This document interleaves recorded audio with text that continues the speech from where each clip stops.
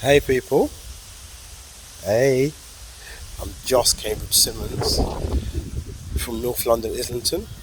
Was born in Homerton Hospital, Hackney though, but I was raised and raised again in Islington. But right now, I'm in the deep depths of sunny South London, Thornton Heath Recreation Ground. And why I'm outside is because I was nervous to do this. Yeah, yeah, I was nervous to do this. I had to come outside, get my feet in the ground, get my toes in the grass, and get grounded so I can get to it. So yeah, what's inspired me to be who I am and live how I live is life itself. Because there's so much goodness in life for us to receive, and even more so to give. It's inevitable to only want to be one way inclined. When you open up your mind to what the world has to offer, and then you find out what you have to give the world, because my whole thing is more so about what I have to give than what I have to receive, because my take on love is give, not receive. And what's inspired me, or who's inspired me to be this way inclined, if I have to be honest, I think it's the village. When I say village, it takes a village to raise a child, and I am me. I'm from that village. I'm the child in that village still. We're all part of that village. And when I say village, dad, mum, grandparents, friends, families I work with at Jossie Care, my long list of friends that I've been friends with for years. And why I say the village per se, and everyone that's part of that village from old to young, is because every single one of these people have let me be, encouraged me to be the man I am, encouraged me to be the boy I was. Has even supported me at times where I was off track, and if not guided me, let me be off track and let me find my feet. And I'm now here. I'm now a product of my choices, not my environment, but also a product of my support systems and the love that's been given to me. Without will, without what's the word I'm looking for? The without I can't think of the word, but I know what I mean. I know what I mean. So yeah, that's that.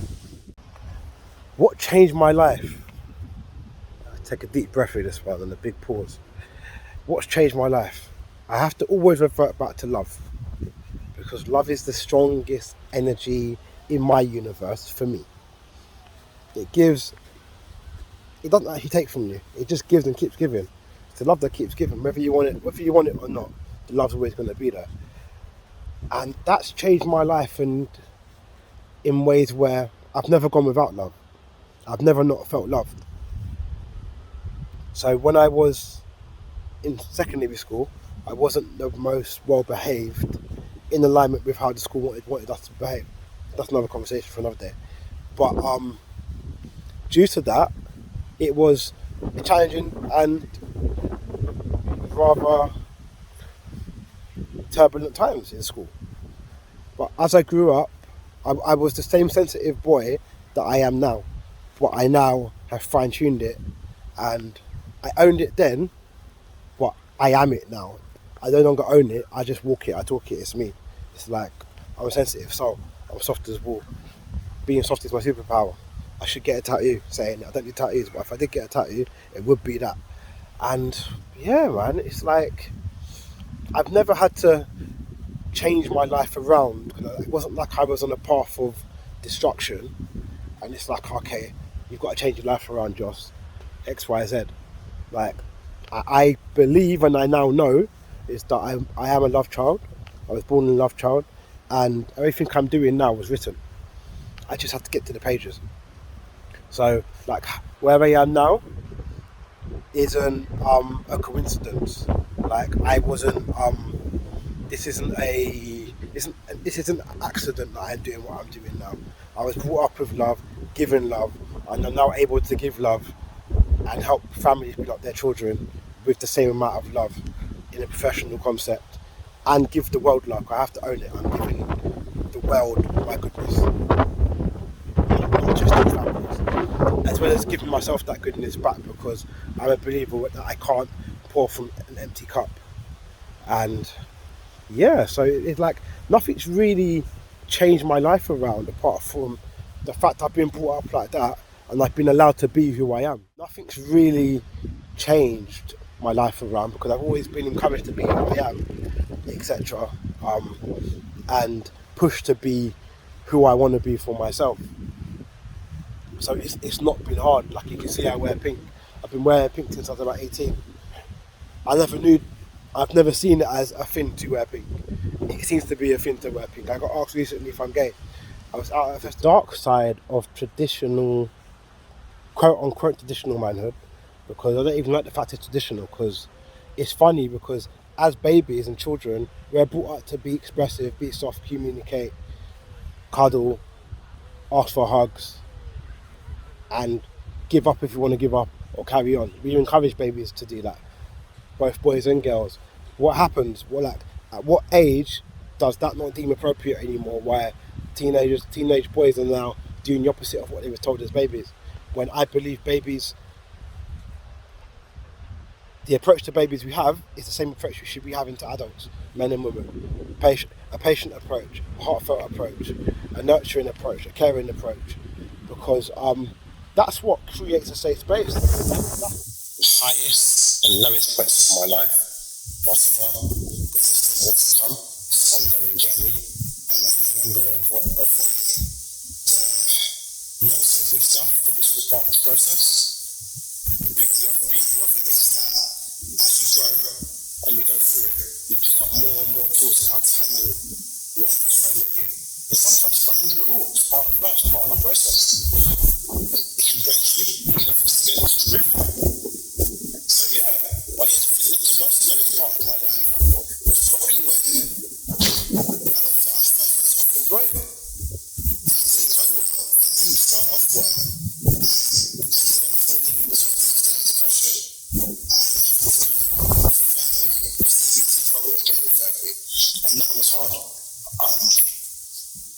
Everything I thought I knew didn't matter anymore, because I was talking to people about it. I wasn't going to my loved ones the way I know I couldn't, the way I know I should, etc. So that was difficult, but I came out of it with the right tools and how to manage, and learning that sometimes just stop and give up, or just stop and chill, take time out. That's what I picked up from that. But that was also part of the journey, because I've always been working on myself, and I've always been very mindful of the energies I have, because I know due to my occupation, I do deal with families and children, so I know my energy has to be right, or I won't go to work. That's my role is intact. I'm not in a state where I feel overly tired, because life does that to you emotionally, not from lack of sleep. You can get tired just due to life and just trying to manage the struggle.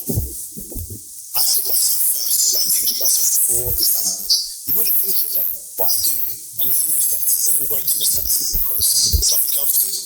Nothing else to do. I'm going to put myself first regardless. The highest point of my life thus far, I just humbly say being myself, man. Coming into myself, and I've always been myself, but the highest come when I'm happiest, when I'm just doing what I enjoy, playing music, DJing, seeing loved ones, seeing family.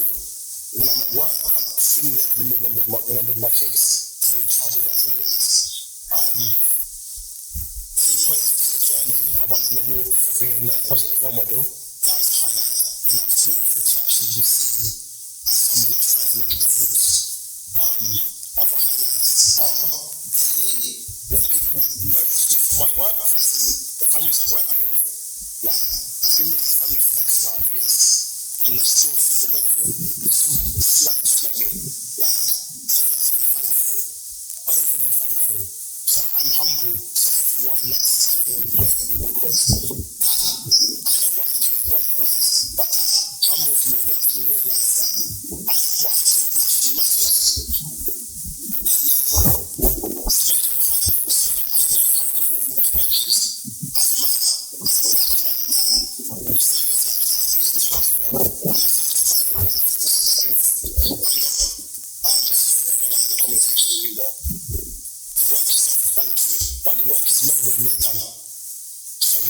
And another high is just being able to just be grateful, man.